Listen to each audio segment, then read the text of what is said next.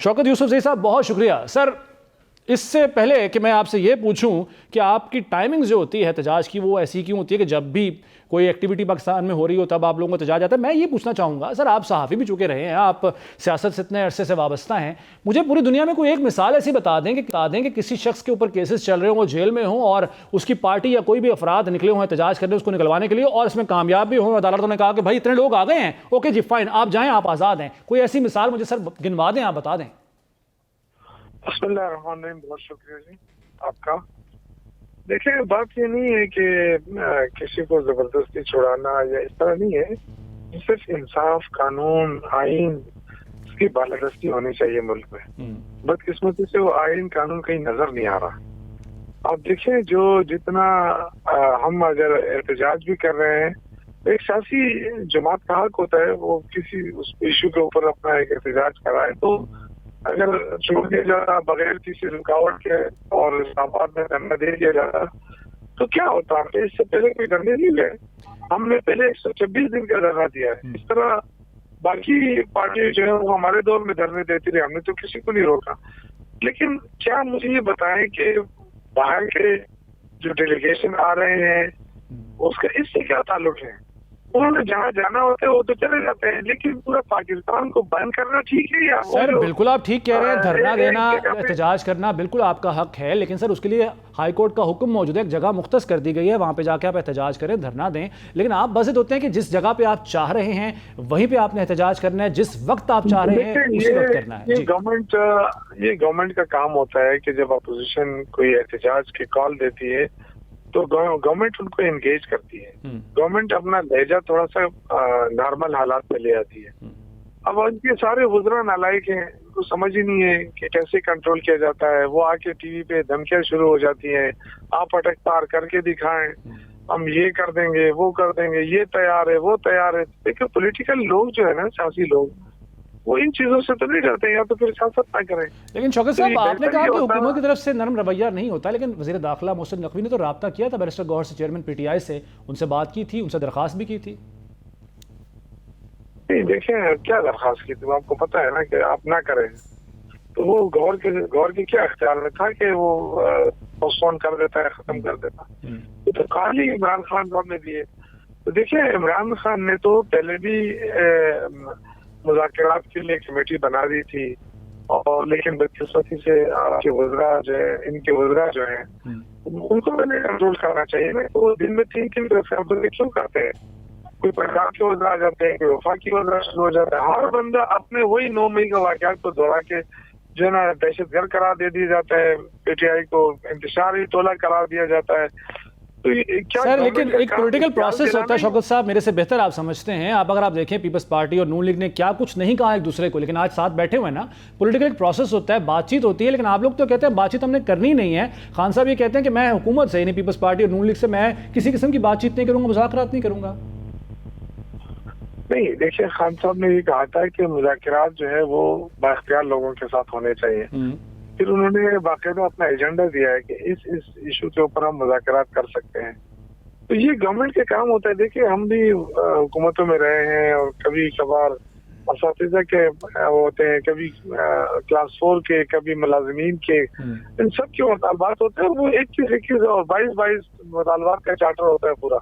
लेकिन हम ये तो नहीं कहते हैं कि आपके मुतालबात ठीक नहीं, हम बैठते हैं, उनको कायल करते हैं, उनको उसमें से जो मानने के काबिल होते हैं वो फौरन मान भी जाते हैं, जो टाइम लगता है उसमें टाइम दे दिया जाता है। लेकिन यहाँ जो है ना, यहाँ एक झंडा चलाना इन्होंने सीखा है, गोली मारना सीखा है, और शेलिंग करना सीखा है। लेकिन मसला ये है शौकत साहब, ये अपने दौर में हर एक ने ये काम किया। आप मुझे कह रहे हैं कि बड़ी अच्छी बात है, आप मिसालें दे रहे हैं, लेकिन सर आपको अगर याद हो, यादाश्त आवाम की भी, सर एक मिसाल देना चाहूंगा, छोटी सी एक मिसाल देना चाहूंगा। कोयटा में लाशें पड़ी, सर सिर्फ एक चीज एक अर्ज सुन लीजिए शौकत साहब, एक अर्ज सुन लीजिए। कोयटा में लाशें पड़ी हुई थी, उस वक्त के वज़ीर आज़म थे इमरान खान साहब, उन्होंने कहा था मुझे लाशें ब्लैकमेल नहीं कर सकती। ये वाक़या याद है आपको सर? नहीं, मुझे नहीं याद है, मुझे नहीं पता है इसका। लेकिन कम से कम आप एंकर हैं, आपको कम से कम साइड नहीं लेना चाहिए। सर मैं बिल्कुल सर, मैं साइड ले रहा हूँ, मैं आवाम की साइड ले रहा हूँ सर। शौकत साहब, बड़ी माजरत के साथ आवाम की बात नहीं कर रहे हैं, आप आवाम की बात कर रहे हैं। 70% लोग इमरान खान के साथ खड़े हैं। अच्छा, आज देखें ये 70% जो इमरान खान साहब के साथ खड़े हैं सर, ये सड़कों पर आए हैं एहतजाज करने के लिए, निकले हैं बाहर क्या? क्योंकि हुकूमत दावा कर रही है कि पंजाब से कोई नहीं निकला। कम से कम ये जो आपके बंद कमरे हैं इनसे जरा निकल के देखें ना। आप तो सुबह ही आपके एक वफाकी वजीर सुबह मेरे साथ जियो टीवी पे था, वो चाय नोच रहा था अपने ड्राइंग रूम में बैठ के, और हम तो जाहिर है सड़कों पे थे, तो वो कह रहा था कि जी कोई खास लोग तो नहीं निकले हैं। तो मैंने कहा जरा चाय की प्याली में ना देखो ना, जरा बाहर भी देख लो, आपको अंदाजा हो जाएगा। अभी कितनी लंबी कतारें हैं दोनों तरफ मोटरवे की, पता नहीं कितने मीलों तक है। अब ये नहीं नजर आ रही किसी को, तो हमारा कसूर तो सही है। शौकत साहब मैंने बात मान ली आपकी, मैंने बात मान ली, बिल्कुल लोग निकले हुए हैं। सर स्ट्रेटेजी क्या है, हिकमत अमली क्या है? क्योंकि 24 तारीख दी थी आप लोगों ने, अभी 25 तारीख खत्म होने वाली है, स्ट्रेटेजी क्या है, क्या करना है? क्योंकि इस्लामाबाद के अंदर तो अभी तक तो एंट्री नहीं हुई है, पीटीआई आप लोगों की यानी अभी तक एंट्री नहीं हुई है। देखिए स्ट्रेटेजी तो हमारी पहले 2 दिन पहले ही कामयाब हो गई है। अच्छा, वो क्या? 2 दिन पहले ही जो हम देखे, हम तो एहतजाज कर रहे हैं ना, और हम क्या कर सकते हैं, हम पॉलिटिकल लोग हैं, हम कोई दावा बोलने वाले कोई ग्रुप तो नहीं है ना, पॉलिटिकल लोग हैं, पॉलिटिकल प्रेशर डाल सकते हैं, पुरअमन रहकर हम अपना एहतजाज रिकॉर्ड करा सकते हैं। हम तो हमारा तो बहुत कामयाब रहा है एहतजाज। 2 दिन से तो पूरा पाकिस्तान बंद है। कितनी खौफ है गवर्नमेंट को, प्रेशर तो हुकूमत के ऊपर है ना इस वक्त। आप सर बिल्कुल ठीक है, मैं मान लेता हूँ आपकी बात को। एक इस्लामाबाद से बंद करने की वजह पूरा पाकिस्तान ही बंद कर दिया। ठीक हो गया, मैं मान लेता हूँ आपकी बात को कि आप पूरा एहतजाज कर रहे हैं, लेकिन मैं उस रिपोर्ट का क्या करूँ जो हुकूमत की जानिब से सामने आई है। एक पुलिस कांस्टेबल मुबशिर जिसका नाम है वो शहीद हो गया है, 70 पुलिस वाले जख्मी हैं, और इल्ज़ाम ये है गवर्नमेंट की जानिब से कि आप लोगों के जो एहतजाज में शरीक शरपसंद लोग हैं उनकी तरफ से हमला करने की वजह से ये पुलिस कांस्टेबल शहीद हुआ और 70 जख्मी हुए। इसका मैं क्या करूँ सर, ये वजाहत कर दीजिए आप। सर मुझे तो खैर इसका नहीं पता है, लेकिन क्योंकि यहाँ नेट काम ही नहीं कर रहे हैं ना, हम कुछ देख रहे हैं ना कुछ वो कर रहे हैं, लेकिन ये अफसोस की बात है क्योंकि पुलिस भी हमारी पुलिस है, हमारे बच्चे हैं, हमारे भाई हैं, और कम से कम यही तो मैं कह रहा हूँ कि आवाम के साथ क्यों लड़ाया जा रहा है फोर्सेस को, क्योंकि ये हमारी फोर्स है ना, ये हमारे उसके लिए बनी है, क्या तहफ़्फ़ुज़ के लिए, इनको क्यों सियासी उसमें घसीटा जा रहा है। सही। मैं तो ये अपील करूंगा कि कम से कम इन फोर्सेस को ना लाया जाए बीच में, क्योंकि हमारी तो फोर्स है, हमारे ही बच्चे, हमारे भाई है। हमें जिस तरह इनके खानदानों को तकलीफ होगी हमें भी इसकी तकलीफ होती है। बिल्कुल ठीक है, गरीब लोग होते हैं, इनको इन चीजों में नहीं लाना चाहिए। बिल्कुल ठीक है। शौकत यूसुफ साहब बहुत शुक्रिया आपके वक्त का, आपने गुफ्तगू की और जो एहतजाज तहरीक इंसाफ का लास्ट डेट उस पर शौकत यूसुफ ज़ई साहब अपना मौक़िफ़ बयान कर रहे थे। उनका कहना था हमारा पूरा अमन एहतजाज है। बहरहाल जो हालात चल रहे हैं वो सबके सामने है। इस वक्त जो मेरा पॉइंट बार बार मैं जो रेस कर रहा हूँ, सफ़र आवाम कर रहे हैं, मसाइल का शिकार आवाम है, वो लोग ख़ास तौर पर जो रावलपिंडी और इस्लामाबाद में एक दूसरे शहरों में सफ़र भी करते हैं, काम के लिए आते जाते हैं, वो सब इस वक्त बिल्कुल उनके हर तरह की कारकर्दगी का जो काम है वो मुअत्तल हो चुके हुए हैं और मसाइल का वो शिकार है, नुकसान अलहदा हो रहा है। बहरहाल मज़ीद बात कर लेते हैं, हमारे साथ सीनियर तजज़ियाकार जनाब अब्दुल्ला गुल साहब मौजूद हैं, उनसे इस बारे में गुफ्तगू करते हैं। अब्दुल्ला गुल साहब बहुत शुक्रिया आपके वक्त का। सर आपसे मैं ये जानना चाहूँगा, एक तरफ हुकूमत का मौक़िफ़ है, एक तरफ पाकिस्तान तहरीक इंसाफ का मौक़िफ़ है।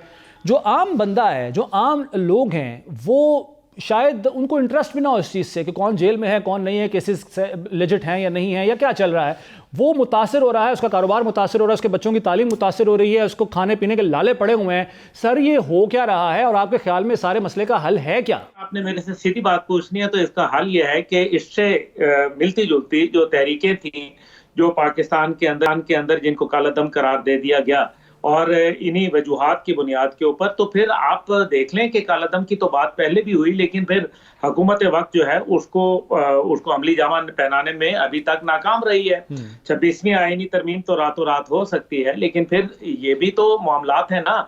हकीकत यह है कि इस टाइम पे पिंडी इस्लामाबाद को छोड़े पूरा पाकिस्तान एक किस्म का जो है वो एक अजीब कर्ब के अंदर मुब्तला है।